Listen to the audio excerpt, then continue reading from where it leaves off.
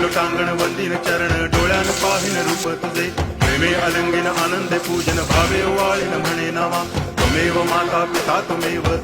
बंधुश्च सखा त्वमेव विद्या करुणं त्वमेव सर्वं मम देव कायेन वाचा मनसेन्द्रियैर्वा बुद्ध्यात्मना वा प्रकृति स्वभावात् करोमि यद्यत् सकलं परस्मै नारायणायति समर्पयामि अच्युतं केशवं रामनारायणं कृष्णदामोदरं वासुदेवं हरि श्रीधरं माधवं गोपिकावल्लभं जानकीनायकं रामचन्द्रं भजे हरे राम